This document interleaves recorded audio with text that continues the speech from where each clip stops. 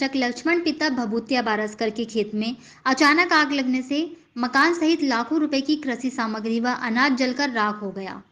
घटना की सूचना मिलते ही भाजपा नेता धनराज साहू व कांग्रेस नेता विश्वनाथ बोड़खे एवं पटवारी पंकज माकोड़े मौके पर पहुंचे तथा फायर ब्रिगेड बुलाकर आग बुझाई। और क्या नाम है आपका? लक्ष्मण बारस्कर। और लक्ष्मण जी, कैसे कैसे अंगार लगी है? अंगार तो बिजली की तार से लगी है। अच्छा, तो क्या क्या नुकसान हुआ है आपका? ये हाल फाटे के बर्तन थे, 50 पाइप, मक्का 30 कुंटल। और क्या थे उसमें? कुछ साइकिल हल बखर भी थे क्या उसमें? नंगर बख्तर साइकिल उन दो। हाँ, तो ये आपको खबर कब लगी कि अंगार लग गई करके? हम खेत पहुंच गए। अच्छा, खेत में पहुंचे थे आप लोग, है ना? 5 मिनट लगे। हाँ, तो अभी क्या फायर ब्रिगेड आकर के आग बुझाएगी क्या? हाँ, आग से फायर से आग बुझाई। चलो ठीक है।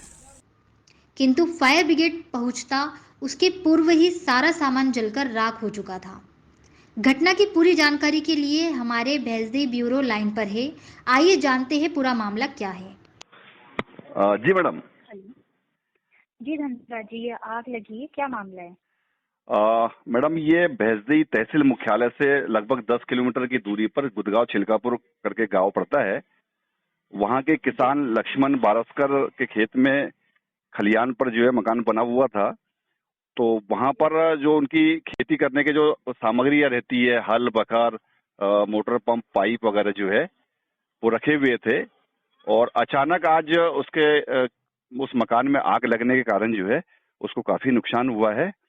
और जब तक फायर ब्रिगेड वहां पहुंचता, लेकिन तब तक आग काफी पकड़ चुकी थी और आग बुझाने में वो काफी लेट हो गए।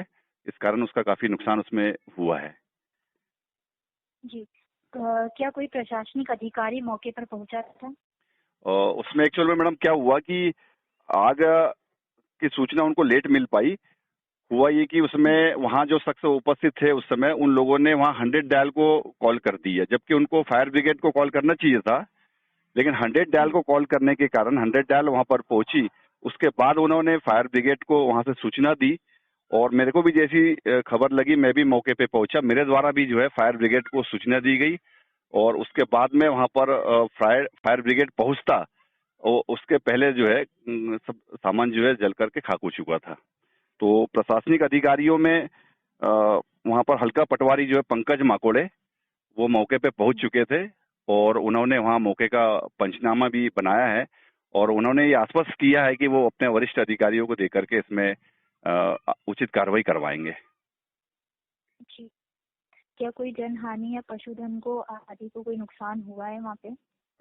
जी नहीं मैडम, उसमें कोई जनहानि और पशु हानि तो नहीं हुई है। लेकिन किसान जिससे खेती करता था, ऐसे उसके हल बखर जो लकड़ी के बने हुए थे, मोटर पंप जिससे वो सिंचाई करके फसल उगाता था, तो वो सारी सामग्री जो है वो जल करके नष्ट हो गई है। और पीड़ित किसान का ये मानना है कि मेरी सारी सामग्रियां जल जाने के कारण जो है मैं आगे खेती नहीं कर पाऊंगा। जब मेरे पास हल बखर नहीं रहेंगे, सामग्री नहीं रहेगी सिंचाई के लिए, तो मैं आगे खेती नहीं कर पाऊंगा। तो मेरे निश्चित तौर पर मेरे परिवार का लालन पालन उसमें प्रभावित होगा। तो उसने जो है वो प्रशासन से ये मांग की है कि प्रशासन इसकी निष्पक्ष जांच करे और जो भी उचित सहायता शासन से मिल सकती है वो जल्द से जल्द उसको दिलाया जाए। उसमें एक चीज जरूर समझ में आई मैडम मौके पे।